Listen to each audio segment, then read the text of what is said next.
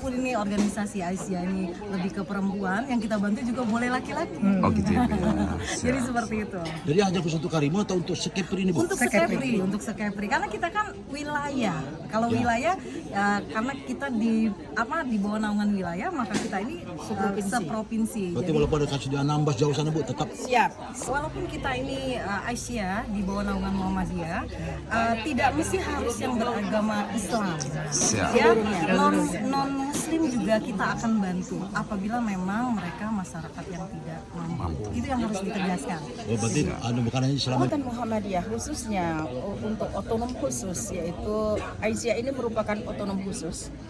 Arti dari otonom khusus itu adalah bahwa Aisyah ini berhak untuk mengelola amal usaha sifatnya sama dengan Muhammadiyah.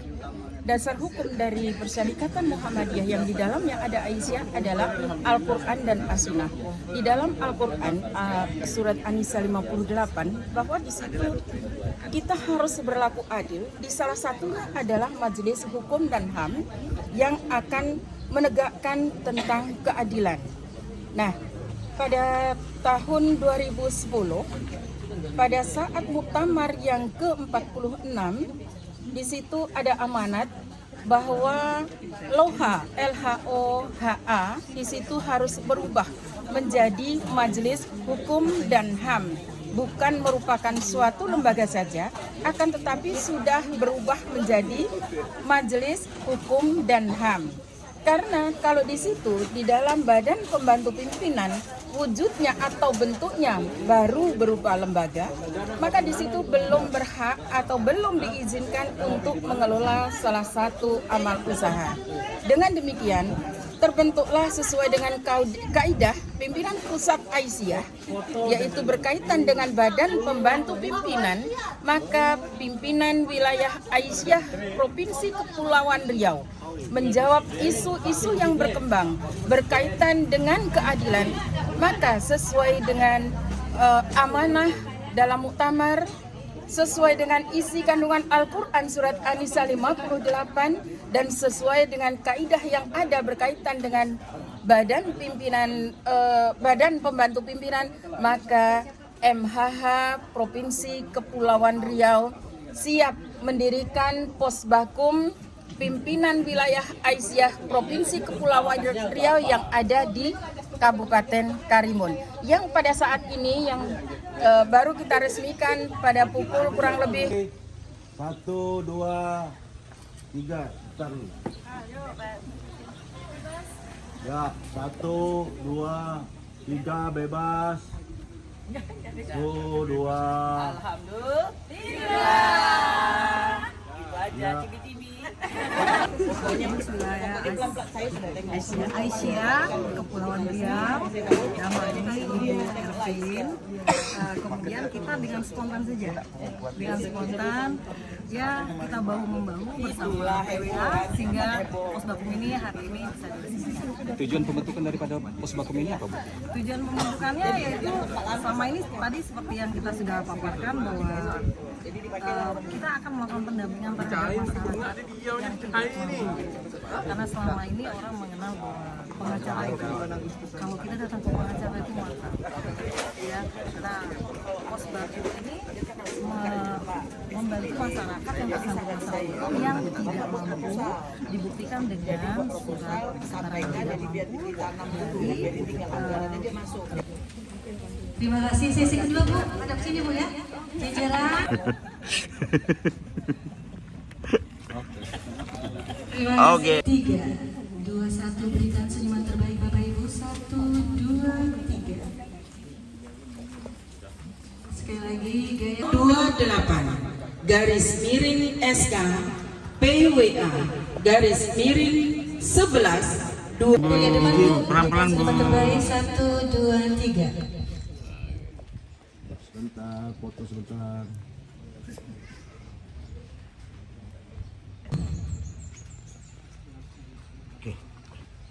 Lanjutkan foto bersama. Ucapannya seperti itu gitu ya, Bu. Kita tidak boleh semangat hanya di awal. Jadi mohon izin Ibu Ketua, ini nanti tolong harus mampu menjawab isu-isu yang ada di sekitaran kita Ini karena merupakan posbakum wilayah, tentunya jangkauan yang berkaitan dengan hukum bukan hanya di daerah Kabupaten Karimun saja, akan tetapi harus sudah sampai di wilayah Provinsi Kepulauan Riau. Penyerahan surat keputusan nomor 024/SK PWA /9 2024 tentang penetapan pengurus Pos Bantuan Hukum Aisyah Kepulauan Riau periode 2024-2027. Waktu dan kesempatan yang diberikan kepada saya untuk berdiri di sini menyampaikan sedikit motivasi. Barangkali di sini saya mewakili pemerintah daerah Kabupaten Karimun ya.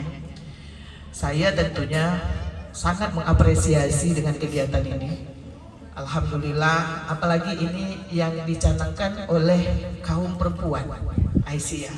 Ini sebetulnya kita sama. Saya Ketua Musliman NU Kabupaten Karimun. Jadi kalau sudah perempuan bergerak beginilah Pak. Alhamdulillah, dan ini adalah langkah awal yang baik.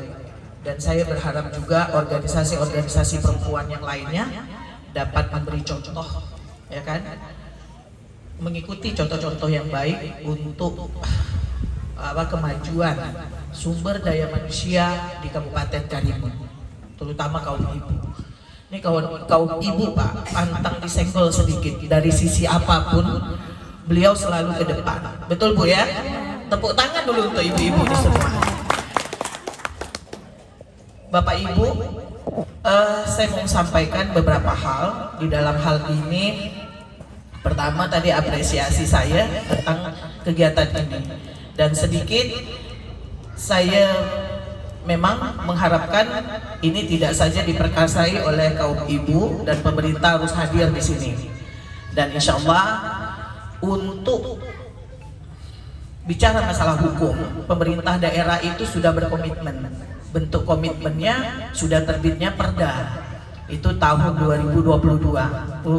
Bu Komaria Tukup tahu. Ini Bu Komaria Tukup ini ayub saya. Kami bertiga di sini, Wong Lembang. Satunya Ibu Rosita Esa dan Ibu Komaria Tukup, terus saya. Nah, jadi bidang kami masing-masing ini ada berbeda. Ayu Kokom dia menggeluti di penggranitan. Apalagi saya Bu menjadi anggota dewan, hari-hari itu yang mengisi Akan meresmikan kantor karena Bu Nimas mohon izin tentunya Ketua Wilayah Aisyah Provinsi Kepulauan Riau dan pengurus Muhammadiyah dan Hukum dan HAM Muhammadiyah Provinsi Kepulauan Riau. Betul ya Pak ya? Senior saya, guru saya. Untuk yang tidak mampu dibarengi Ibu ya, dibuktikan dengan surat keterangan tidak mampu dari instansi terkait ya Bapak Ibu, itu kita bisa melakukan bantuan hukum tanpa dengan cuma-cuma. Intinya pada itu Bu ya, nanti akan dipaparkan lebih lanjut oleh Pak Basar. Kemarin kita juga sudah ada posbakum di sini, tapi itu pribadi Ibu ya, tidak ada kaitannya dengan Aisyah. Dan saat ini kita mensupport posbakum Aisyah, dan Pak Herman salah satunya pernah ya Pak ya kita bantu. Ya, dari saya itu saja, demikian Pak ya.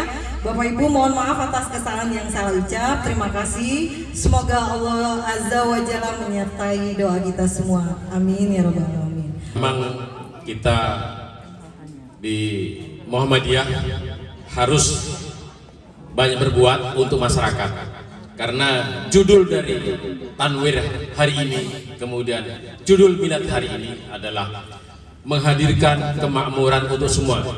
Tentunya yang selama ini katanya ini hanya makmur untuk pengurus Muhammadiyah, hanya makmur untuk warga Muhammadiyah, namun saat ini kita sampaikan makmur untuk semua umat. Jadi Muhammadiyah Aisyah berdiri adalah untuk memampukan semua. Kemudian hasil dari muktamar ke-48 di Solo dulu, bahwa kita sekarang meningkatkan ekonomi umat, kemudian sosial dan pendidikan. Karena tanpa ekonomi umat yang kuat, kita akan dijajah secara ekonomi. Contoh sekarang, kita merasakan kata dari golongan mereka Indonesia berhasil, tapi dari golongan sebelah kita belum berhasil, karena yang mampu hanya sebagian, yang lain rata-rata susah. Jadi terasa. Makanya di Muhammadiyah menghadirkan kemakmuran untuk semua. Tujuannya itu bahwa kita mengangkat derajat ekonomi umat kita, sehingga tidak dijajah secara ekonomi maupun yang mengakibatkan kepada kekufuran. Kemudian bagaimana dengan kekuatan ekonomi kita, umat kita, sehingga kita bisa berislam dengan kafah, dengan berkemajuan kata orang Muhammadiyah, gitu kan. Jadi maksudnya bukan Islamnya jadi maju secara beda-beda peribadatnya, bukan, tetap sama ibadahnya, sama Islam, cuma mungkin ada digali bagaimana yang bisa kita tidak terbelenggu oleh tradisi gitu. Berarti perbaikan-perbaikan yang harus dikerjakan. Itu kira-kira kata orang pandai. Namun demikian kan selama ini mungkin kita baru sampai level 3 nih. Ya kan, baru level 3 nih. Belum sampai 6. Jauh dari 6-nya gitu kan. Karena rata-rata sudah kita punya organisasi.